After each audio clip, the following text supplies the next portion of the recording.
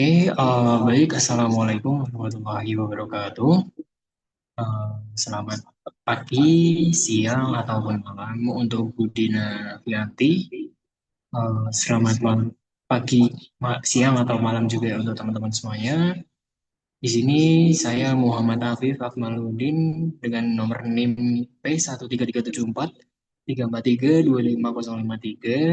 dari kelas alih jenjang D4 TLM akan menerangkan tentang pemeriksaan imunokromatografi assay, yaitu swab antigen COVID-19. Nah, untuk topik bahasan pada materi kita ini, yang pertama ada pendahuluan, lalu ada prinsip kerja dari swab antigen COVID-19 ini, lalu yang ketiga ada komponen utama alatnya, lalu ada jenis spesimen dan pengambilan sampel, selanjutnya ada prosedur umum dari swab antigen COVID-19. Selanjutnya ada interpretasi hasilnya dan faktor yang mempengaruhi akurasi. Dan yang ke-8 ada kelebihan dan keterbatasan. Dan yang terakhir ada K3 limbah dan biologis. Oke, selanjutnya yang pertama nih, pendahuluan. Tes imunokromatografi antigen atau rapid antigen test atau lateral flow assay. Mendeteksi protein virus SARS-CoV-2 secara langsung dari spesimen swab yang biasanya dari hidung atau raf nasofaring atau anterior nares. Tes ini memberikan hasil cepat yang umumnya kurang dari 15 sampai 30 menit dan terutama berguna untuk screening cepat, penemuan kasus pada orang bergejala dan kontrol wabah. Oke, selanjutnya ada prinsip kerja dari tes swab antigen COVID-19 ini.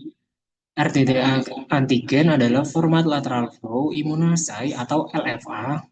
Spesimen yang mengandung antigen ditaruh pada sampel PET lalu bergerak oleh kapilaritas melewati PET konjugat, antibodi berlabel nanopartikel emas atau detektor lainnya. Bila antigen terdeteksi, akan membentuk kompleks antigen antibodi berlabel.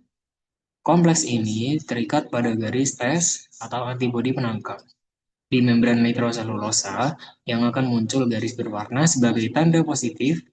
Ada juga garis kontrol untuk memastikan aliran dan reagen berfungsi. Untuk ilustrasi dari tes swab antigen COVID-19 ini dapat dilihat dari gambar seperti ini. Oke, selanjutnya ada komponen utama alatnya. Yang pertama pasti ada sampel PET-nya. Nah, sampel PET ini berfungsi untuk menyerap dan menstabilkan aliran cairan ke bagian dalam stream. Yang kedua, ada PET konjugat. Bagian ini berisi antibodi spesifik terhadap antigen SARS-CoV-2 yang telah dilabeli dengan partikel berwarna, biasanya nanopartikel emas, koloid, atau lateks berwarna. Konjugat PET-nya.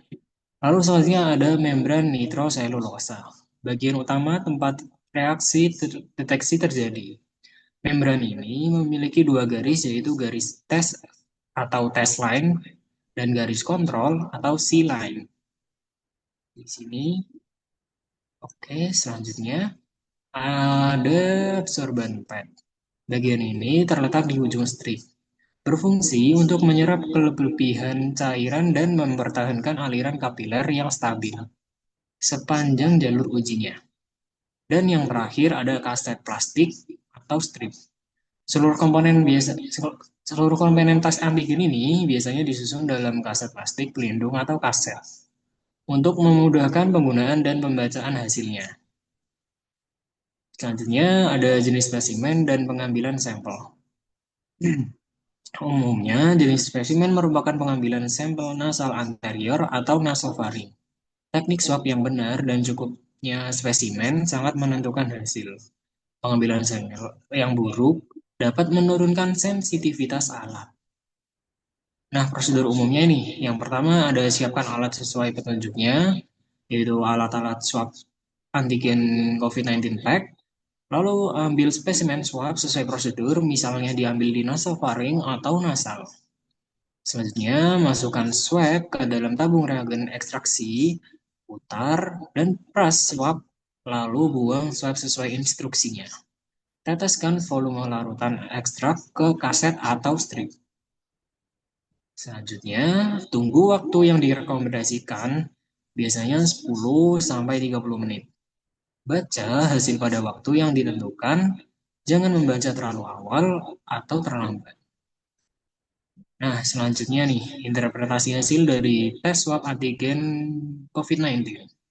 Bila positif, garis C muncul. Nih, nanti berarti yang di kontrol lain pasti harus muncul. Lalu dan garis T juga muncul. Nah, kemungkinan infeksi aktif lebih besar jika pasien bergejala atau memiliki kontak erat. Jadi, pada positif akan muncul dua garis, yaitu pada C line dan T line. Untuk negatif, hanya garis C yang muncul atau kontrol line. Garis T tidak muncul karena kemungkinan tidak terinfeksi pada pasien atau viral load di bawah limit deteksi.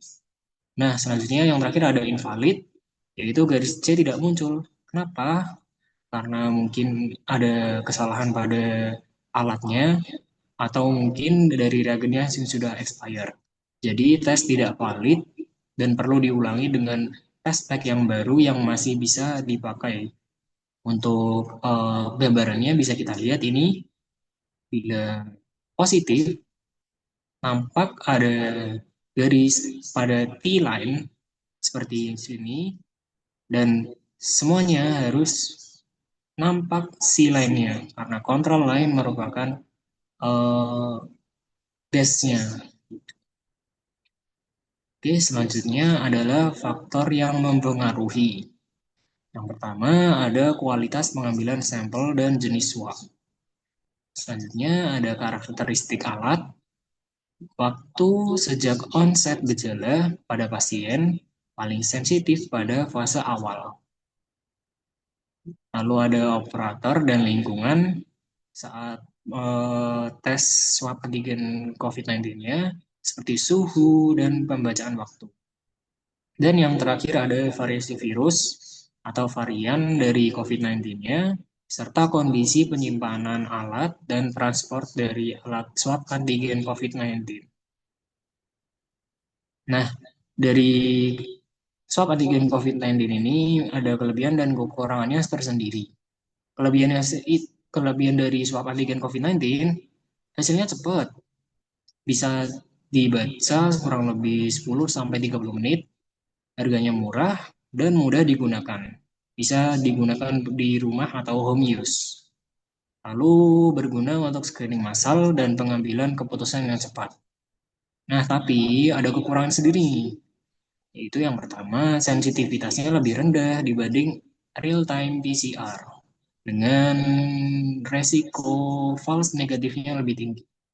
Lalu ada performa sangat tergantung pada waktu infeksi pada pasiennya dan kualitas sampel yang diambil pada pasien tersebut. Yang terakhir ada tidak menggantikan tes pusat NAAT ketika hasil negatif, tapi gejala atau resikonya tinggi. Selanjutnya ada K3 limbah biologis. K3 limbah biologis dari swab antigen COVID-19 ini harus dilakukan sebagai potensial infeksius. Jadi, ketika mengolah limbah biologis ini, gunakan APD sesuai kebijakan, seperti sarung tangan, masker, lalu handcuff, pokoknya lengkap deh. Lalu limbah padat atau biologisnya seperti kaset, swab, dan tabung harus dimusnahkan sesuai pedoman limbah medis setempat, seperti di autoklav atau pembakaran atau penanganan limbah infeksius. Nah, berikut merupakan daftar pustaka yang saya gunakan pada penyusunan presentasi mengenai tes imunokromatografi assay terkait swab antigen COVID-19.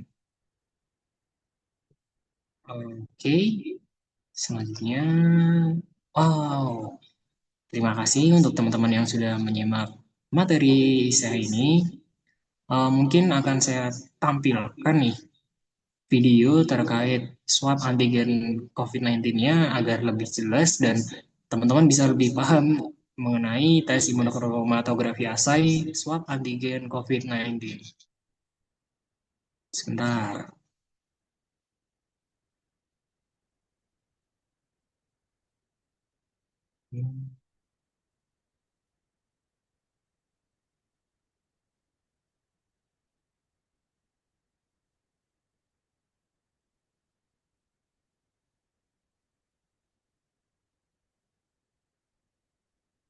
Nah, udah kelihatan ya?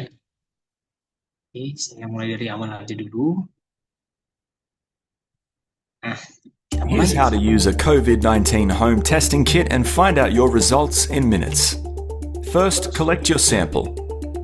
Insert the sterile swab into the nostril and rotate 3 or 4 times against this area of the nasal passage.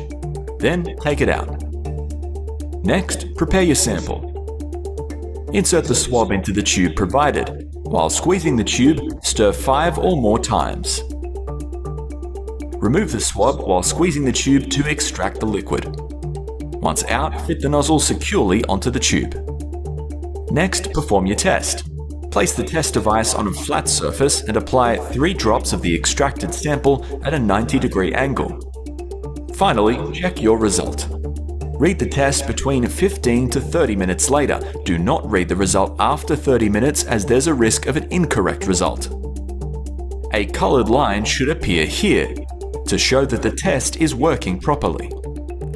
Even if the control line is faint, it's working. If no line is visible, the test is invalid.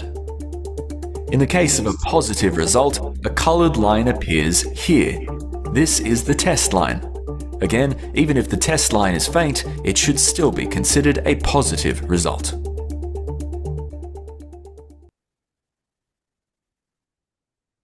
Nah, berikut ya tadi teman-teman terkait